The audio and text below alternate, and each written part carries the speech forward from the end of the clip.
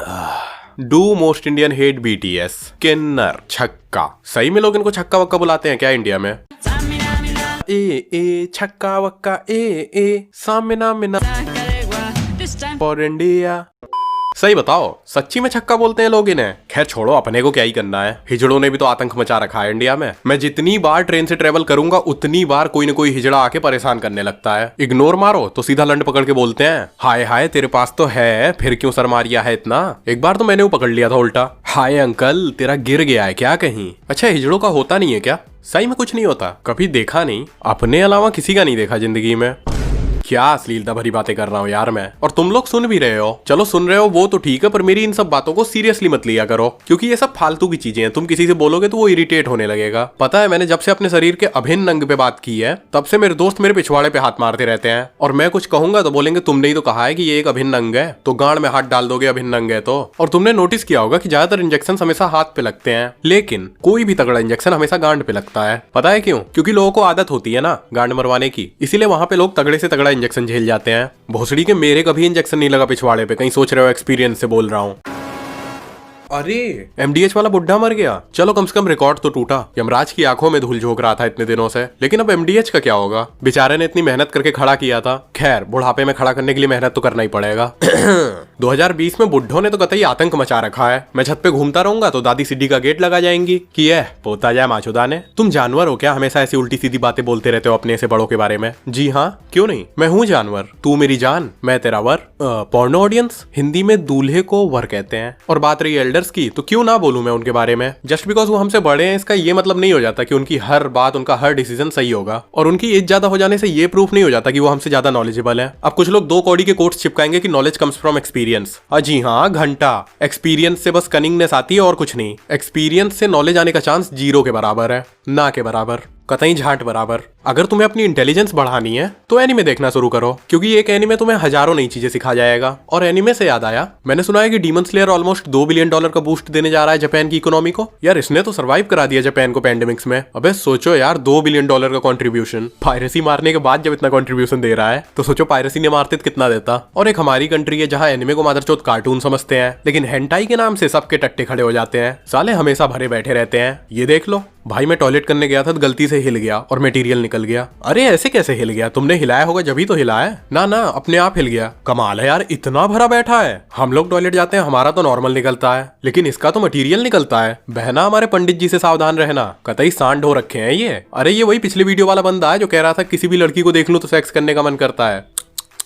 डंडा मांग रहे हैं पंडित जी और कुछ नहीं। भाई बहुत तेज नींद आ रही थी पर तेरी वीडियो आ गई, सोना छोड़ के तेरी वीडियो देखने आया हूँ। ओहो क्या बात है। पर इसका मतलब तो ये हुआ ना कि मैंने तेरी नींद खराब कर दी। देख रहे हो, everyone is a gangster until I walk in. YTFF में जाके बोलूंगा ये डायलॉग, जनता चिल्ला पड़ेगी। ओ स्टेज पे चढ़ के मारेगी मुझे। बाय द वे, आपको गुजराती एक्सेंट कैसी लगती है? गुजराती एक्सेंट चुतिया लगती है। पता है, मैं अभी मेडिटेशन कर रहा था तो मैंने सोचा कि 2 मिनट करूंगा। 2 मिनट करते करते कब 2 घंटे हो गए पता ही नहीं चला। मैंने कहा कि यार ऐसा तो और लोगों के साथ भी हुआ होगा। फिर मैंने सर्च करना शुरू किया कि किस किस को ऐसा हुआ है कि मेडिटेशन करते वक्त टाइम का पता ही नहीं चला। तो मुझे सदगुरु जग्गी वासुदेव की एक वीडियो मिली, जिसमें सदगुरु बताते हैं कि वो एक बार किसी गाँव में बैठ के मेडिटेशन कर रहे थे, तो वो लगातार 13 दिन तक बैठे ही रहे थे। और जब 13 दिन बाद उन्होंने आंखें खोली तो लोग उनके सामने हाथ जोड़ के बैठे थे, चढ़ावे चढ़ा रहे थे, गले में फूल माला पहना के ज्ञान मांग रहे थे। पर सदगुरु ने बोल दिया, व्हाट नॉनसेंस इज दिस। अगर मैं होता सदगुरु की जगह तो ज्ञान बांटने लगता। You see, when a person becomes enlightened, he becomes Narayan. And for Narayan, Lakshmi should be nearby. Hello? So my point is, bring me some golden money. दूसरी बार आंखें खोलता तो लक्ष्मी भी मिल जाती। हाँ यार ये सही है, कम से कम कॉल पे लड़कियां छेड़ने से तो बेहतर ही है। देखो यार, इस बात के लिए मुझे जज मत करना, काम तो काम होता है और पेंडेमिक्स में बाहर जा नहीं सकते, इसलिए वर्क फ्रॉम होम कर रहे हैं। लेकिन फिर कोई एनलाइटनमेंट से रिलेटेड क्वेश्चन पूछ लेगा तो दिक्कत हो जाएगी। कथम मुक्ति प्रभु है? व्हाट मुक्ति? फक मुक्ति। भाइयों यार, मैंने अभी वीडियो शुरू की है लेकिन रिकॉर्ड करने का मन नहीं कर रहा। एक तो टाइम भी बहुत लगता है। मैंने स्टोरी वगैरह लगा दी है कि टाइम वाइम लगता है रिकॉर्डिंग में, तो वीडियो जरा लेट आएगी। चलो फिर मैं चलता हूँ। जाने दो यार, जीने खाने दो, ठंड वैसे ही पड़ रही है इतनी। पर उससे पहले देख तो लूं कि किसी ने स्टोरी देखी भी है कि ऐसे ही जा रहा हूँ। अरे वाह, एक रिप्लाई भी आया है। सिंपैथी विम्पैथी दिखाएंगे, गांड ना फुलाओ माँ चोद देंगे, बहिंचोद हेलीकॉप्टर बन के करो ना रिकॉर्डिंग। बहुत बढ़िया, यही उम्मीद थी तुमसे। चलो फिर बनाई देते हैं वीडियो थोड़ा सीरियस होके। अबे यार, पानी भी नहीं है बोतल में, रुको मैं जरा भर के लाया। आजकल के यूट्यूबर भाइयों 1000 पार न जावे से।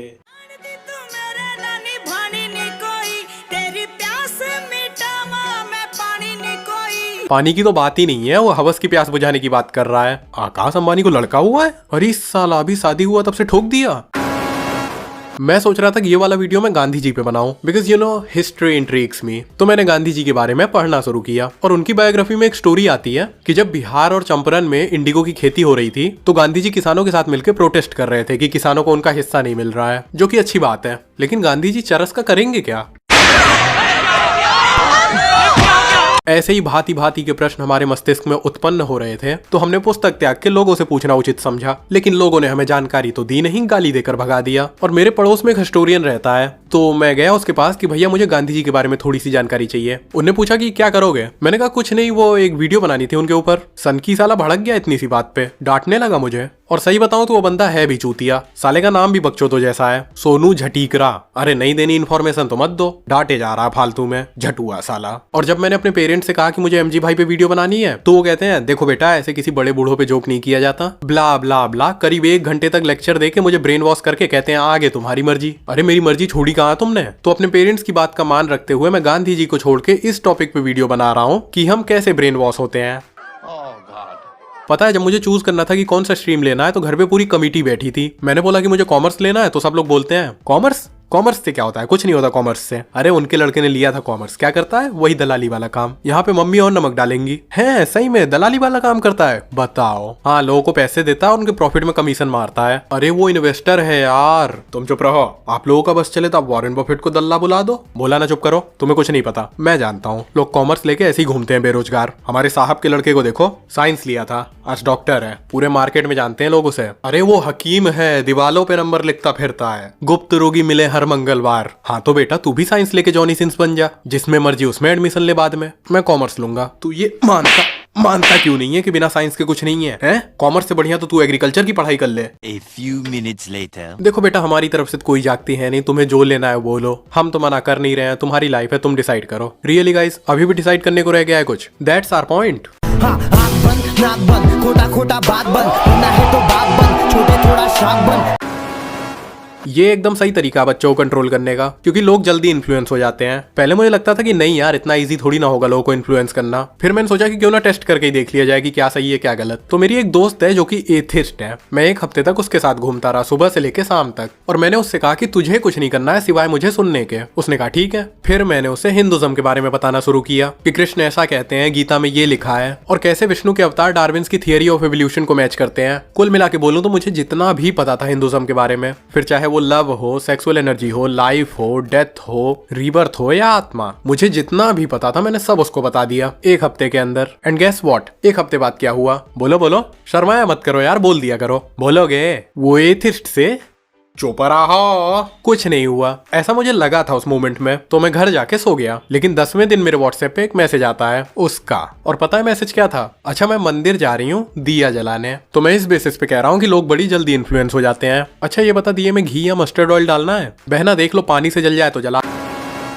मैंने सोचा था कि 1-2 लोगों पे और ट्राई करूं ये तरीका, तो एक लड़के के पास गया मैं, उसको भी यही सब बताना शुरू किया मैंने। वो बेटी चोद कहता है ये सब तो ठीक है, लेकिन मैं साइंस के माध्यम से जानना चाहता हूँ कि कृष्ण कौन है। अबे अजीब चूतिया हो तुम, इसीलिए लड़कों से मैं ज्यादा बात नहीं करता। साले गधों सी बातें करेंगे और वही खच्चरों वाला लॉजिक लगाएंगे। 5th क्लास की बात है, मैं एक बार ग्राउंड में बैठा था, तो 10th के 2 लौंडे मेरे पास आके कहते हैं देख तुझे अगर कोई लड़की पटानी हो ना तो ऐसे कर दियो। मैंने कहा मारेगी तो? दूसरा कहता है ना ना भैया सही कह रहे हैं। साले यही सब सिखा रहे थे अपने जूनियर्स को। बच्चों को ये सब सिखा के अब फोटोकॉपी करने की दुकान खोली है दोनों ने।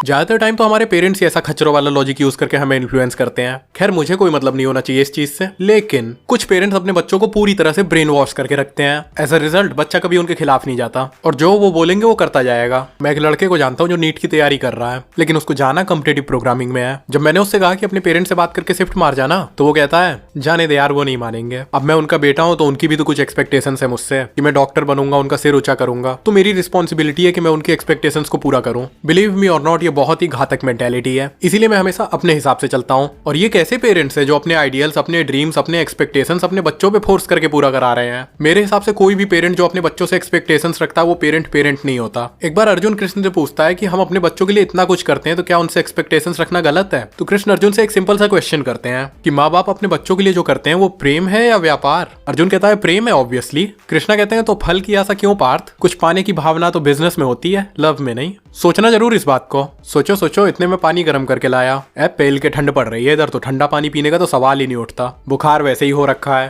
अरे यार, बोतल कहाँ रख दिया। छुप छुप के बेवफाइयों वाले दिन निकल गए, आंखों में आंखें डाल के हगा करता है। ये रहा। क्या बुरी तरह से पानी उबल रहा था। मैंने रिकॉर्ड किया कि स्टोरी पे लगाऊंगा, लेकिन फिर नेट नहीं चल रहा है। आकाश अंबानी ने क्या गजब चूतिया बनाया है। रिलायंस मेरी जान है। रिलायंस इनकी जान है। बकचोद साला सारी मेहनत बेड में कर रहा है, थोड़ी मेहनत जियो में कर लेता तो कम से कम नेट तो चलता आज। अंबानी का लड़का जिस स्कूल में पढ़ने जाएगा वहां तो हवा बन जाएगी। खैर, वहां तो सभी अमीरों के ही बच्चे पढ़ेंगे। अंबानी का लड़का ऐसे ही किसी छोटे मोटे स्कूल में थोड़े ही पढ़ेगा, नहीं तो पता चल रहा है कि लौंडे उसके मजे ले रहे हैं। अरे मैं अपने स्कूल का एक इंसिडेंट बताता हूँ। एक बार हमारे स्कूल में सीबीएसई वाले इंस्पेक्शन के लिए आए हुए थे। उसी दिन हमारी क्लास में एक न्यू एडमिशन आया था, देवांश नाम का। तो क्लास में कोई और सीट तो खाली थी नहीं सिवाय लास्ट वाली के, तो वो लास्ट वाली सीट पे जाके बैठ गया आर्यन के साथ। थोड़ी देर में सीबीएसई वाले आए हमारी क्लास में। उन्होंने पूरी क्लास चेक की और फिर सामने जाके खड़े हो गए। वो बच्चों से बात कर ही रहे थे कि आर्यन ने अपना निकाल के देवांश के हाथ में दे दिया। देवांश चिल्लाए, अरे मैया। सीबीएसई वाले पूछे, क्या हुआ बेटा, क्या हुआ। हमारी क्लास का ये अनरिटन रूल था कि जो भी नया बच्चा आएगा उसके मजे जरूर लिए जाएंगे। जब मैं पहली बार गया था तो 4 लौंडे मेरे पास आके कहते हैं, हैरे तो ब्लू फिल्म देखे। मैं था चूतिया बचपन में, कूल लगने के लिए कह दिया हाँ। साइड में बैठी लड़की ने सुन लिया, मुझसे कहती है, तुम ब्लू फिल्म देखते हो। मैं सर से कहूंगी। अब मुझे पता ही नहीं था कि ब्लू फिल्म होता क्या है। मैंने फालतू में कह दिया कि देखता हूँ। इस एक स्टेटमेंट की वजह से उस लड़की को मैं कहीं भी दिख जाऊं तो एकदम से घूरने लगती थी गुस्से में। फिर मैंने सोचा कि क्यों ना इसको सेट कर लूं, प्रॉब्लम सॉल्व। अब देखो, किसी को सेट करना मुझे आता नहीं था। मुझे तो बस एक ही तरीका पता था, वो जो 10th के 2 लौंडों ने बताया था। तो अगली बार जैसे ही वो लड़की दिखी मुझे, मैंने कर दिया ऐसे। उसके बाद तो तुम पूछो मत, जो धुनाई हुई है मेरी। बेटे कपड़े की तरह धो रहे थे एकदम। अरे प्रिंसिपल उछल उछल के मार रहा था। मैं जब पिट के बाहर निकला प्रिंसिपल के ऑफिस से, तो जो इज्जत थी लौंडों की आंखों में मेरे लिए। उसके बाद से लौंडे मुझे टॉयलेट में ले जा के लव एडवाइस लेते थे मुझसे। आयरनी ये है कि सेम एडवाइस मैं यूज करता था तो पिट जाता था। मैंने कहा बहनचोद क्या चक्कर है, प्रिंसिपल मुझे ही क्यों मारता है हर बार। वो तो बाद में जाके पता चला कि जिस लड़की पे मैं लाइन मार रहा हूँ वो प्रिंसिपल की पोती है। खान सर सही कहते हैं, प्रेम तो राधा कृष्णा का सफल नहीं हुआ तो इंसान कौन डेक्ची का मसाला है। अभी मुझे पता है कि कोई ना कोई बुद्धिजीव मुझे फिर से मैसेज करेगा कि तुम जैसे लोग डिस्ग्रेस हो इस सोसाइटी के लिए। भाई तू मेरा सब्सक्राइबर है इसलिए मैं तुझे गाली नहीं देना चाह रहा, नहीं तो तुम भूल रहे हो कि मैं एक रोस्टर हूँ। यहीं बैठे बैठे चोद दूंगा तुम्हें। धमका तो ऐसे रहा हूँ जैसे कितने ज्यादा सब्सक्राइबर हैं। हे भगवान, अगर 1 हफ्ते में मेरा चैनल वायरल हो गया तो मैं मजार पे चादर चढ़ाने जाऊंगा। ध्यान से सुन लो, अगर 1 हफ्ते में होता है तो, नहीं तो नहीं जाऊंगा। आज 21 दिसंबर है, 28 को देखूंगा।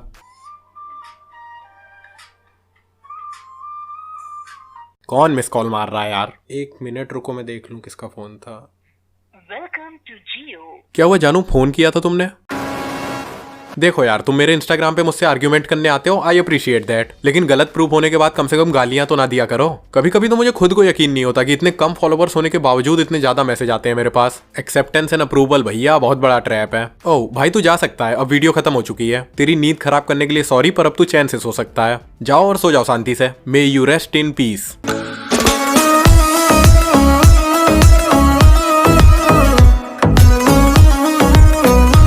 भाई तू ये क्या फालतू चीज देख रहा है अटैक ऑन टाइटन। ये देख डोरेमोन का लास्ट एपिसोड, इमोशनल हो जाएगा एकदम। तुम्हें पता ही होगा कि फैक्टेक ने डोरेमोन के लास्ट एपिसोड पे एक वीडियो बनाई है। तो जब से ये वीडियो आई है तब से वो लौंडे मुझसे फालतू बोल रहे हैं जिन्होंने डोरेमोन के अलावा आज तक कोई एनिमे देखा ही नहीं है। कह रहे हैं कि डोरेमोन से बेहतर कुछ और नहीं है। अबे तुम अभी कुएं के मेंढक को इसलिए इतना उछल रहे हो। तुमने अभी समंदर नहीं देखा है ना। ये देख रहे हो, ये वो समंदर है जिसमें मैं गोता लगाता हूँ। डाउनलोड नहीं करना, इन्होंने प्रमोशन के पैसे नहीं दिए हैं। और ये देख रहे हो, ये वो कुआं है जिसमें तुम गोता लगाते हो, इसीलिए शांत रहो। ये लोग मुझसे कह रहे थे कि डोरेमोन एकदम बेस्ट है, लास्ट तक एकदम इमोशनल कर देगा। मैंने उनसे कहा कि बात अगर इमोशन की है तो तुम नारुतो देख लो। फिर वो लौंडे नारुतो का 1-2 एपिसोड देख के आते हैं मेरे पास और बोलते हैं, I like that pink haired girl, I bet वही नारुतो की गर्लफ्रेंड बनेगी। अबे ओ, इसको देख रहे हो, इसका नाम है हिनाटा।